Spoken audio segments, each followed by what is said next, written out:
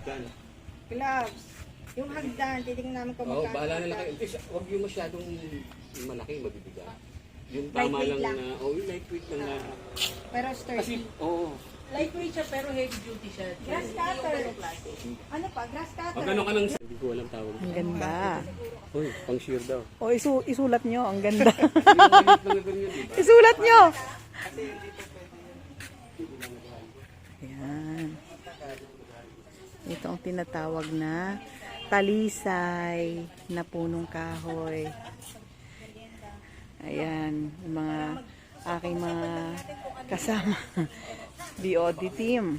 Ayan, tapos meron kami ditong kawayan sa gilid. Ayan, ang ganda. Ito pala yung talisay. Akala ko hindi. Ang ganda niya, no? Ayan.